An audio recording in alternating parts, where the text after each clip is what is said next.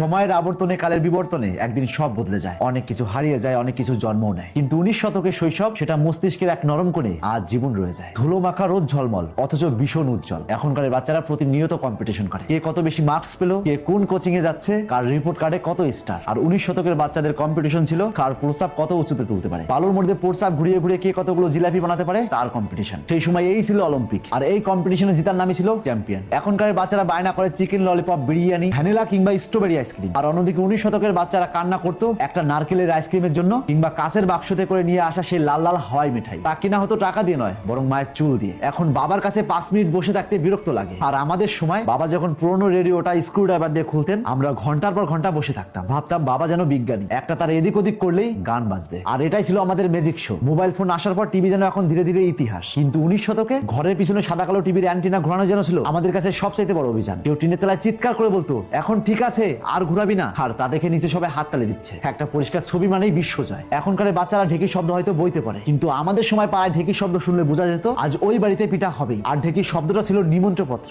এখন সন্তানদের মোমের পুতুলের মতো আগলে রাখা হয়। শিক্ষক একটু বকলেই প্রতিবাদ। আর 19 শতকের বাবা মায়েরা শিক্ষক মহাশয়কে বলতেন, ছেলের চামড়া আপনার, হাড়গুলো আমাদের। সত্যি কথা বলতে সেই মারেও ছিল ভালোবাসার গন্ধ, আর সেই শাসনই ছিল চরিত্র গড়ার ইট। এখনকার বাচ্চাগুলোর কাছে কত দামি দামি খেলনা বা দামি দামি গ্যাজেট, তবুও খেলার ইচ্ছা কম। আর আমাদের সময় খেলার পরম সঙ্গী ছিল একটা পুরনো সাইকেলের টায়ার, সেটাই ছিল রেসিং কার, আর সেটাই ছিল আমাদের পৃথিবী ভ্রমণের পরম সঙ্গী। এখন লাটিম অনেকে শুধু বইতেই দেখে, আর আমরা স্কুল ছুটির পর মাঠ মানে লাটিমের যুদ্ধ। কার লাটিম বেশি ঘুরবে, কার লাটিম কাকে ধাক্কা মেরে ফেলে দিবে, এই ছিল আমাদের কৌশল বিদ্যার পাঠ। এখন 5 বছরের বাচ্চা থেকে 80 বছরের বৃদ্ধ পর্যন্ত সবার চোখেই দামি চশমা, আর আমরা চোখে নারকেলের পাতা দিয়ে তৈরি চশমা পরে নিজেকে হিরো ভাবতাম। আয়নায় তাকিয়ে মনে হতো এই বুঝি আমাদের সিনেমায় রিলিজ হবে। সত্যি কথা বলতে তখন টাকার অভাব ছিল, কিন্তু আনন্দের অভাব ছিল না। খেলনা হয়তো কম ছিল, কিন্তু কল্পনা শক্তি ছিল অফুরন্ত। প্রযুক্তি কম ছিল, কিন্তু সম্পর্ক ছিল গভীর। 19 শতকের শৈশবে হয়তো বিলাসিতা ছিল না, কিন্তু জীবনটা ছিল নির্ভেজাল। আজকের দিনে সবকিছুই হাতের মুঠোয়, কিন্তু সেই সরল আনন্দ কোথায় যেন হারিয়ে গেছে। তবুও সময়কে দোষ দিয়ে লাভ নেই, প্রতিটি প্রজন্মেরই নিজস্ব গল্প থাকে। কিন্তু 19 শতকের শৈশবের গল্প একদমই আলাদা। যারা 19 শতকের শৈশব কাটিয়েছে, আমরা হয়তো গরিব ছিলাম, কিন্তু তবুও আমরা অমূল্য স্মৃতির মালিক।